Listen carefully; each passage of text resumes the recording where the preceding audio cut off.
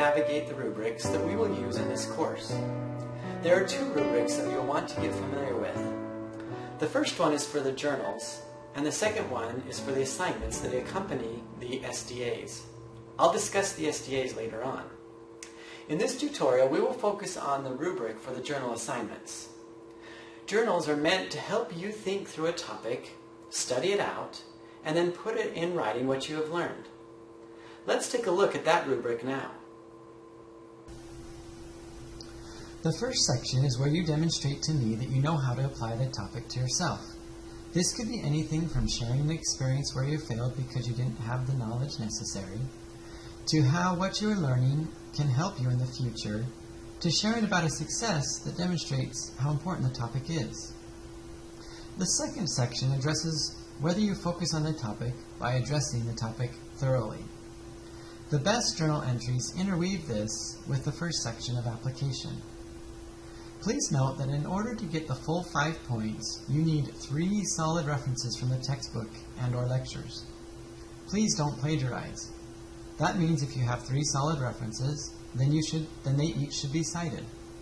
I should be able to scan your document and see at least 3 citations in parentheses.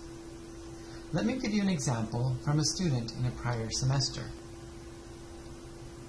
As you can see, this student cited the textbook and then discussed it. Check out how he cites his work within the text. Then the student ties an experience from his life and shows how he applies the topic to himself. Also, in order to get the full 5 points in this section, you need to go beyond just the 3 references from the textbook and/or the lectures to sources outside the classroom. I have an example from another student that reads, "My cousin works in Atlanta, Georgia. He has always leased vehicles as opposed to buying them. He conveyed to me that it better fits his situation. He shared with me his views that leasing costs more over time. This is congruent with a CBS News article that states," and then he goes on to quote the CBS News article. Notice how this student reached out to someone he knew who had experience in the topic. The student also did some research to see what was being said in the news about the topic. This kind of writing takes a bit more time, but I would suggest that it is much more enjoyable to write, and I can say that it's certainly more enjoyable to read. This student came away with a much better understanding of leasing versus buying vehicles than any other student who just wrote down their opinion with a reference or 2 thrown in and then moving on. The third section builds on the previous sections, and again will often be intertwined in with the other sections. To get full credit here, you want to make sure you demonstrate that you understand the reading. In other words, what did you learn that was new? Or how are you going to apply what you learned? Or what did you do better to understand the material? I had one student who was confused about balance sheets and cash flow statements. She called up her mom, who happened to work with those types of statements, and they had a discussion about it. I had another student tell me that their father was very impressed that the student was asking him questions about financial matters.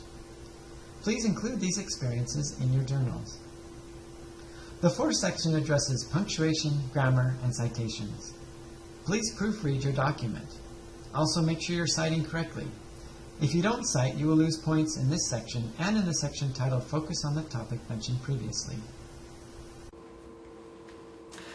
At this point, you may be thinking, wow, these journals assignments are going to be tough. Please don't think that way.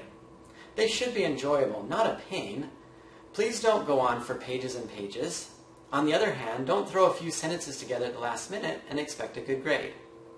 Cover the material, follow the rubric, and make it interesting. You will be fine.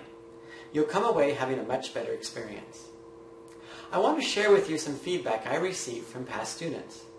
I share this not to show off, but to show you how much you can gain from this course if you put in some effort.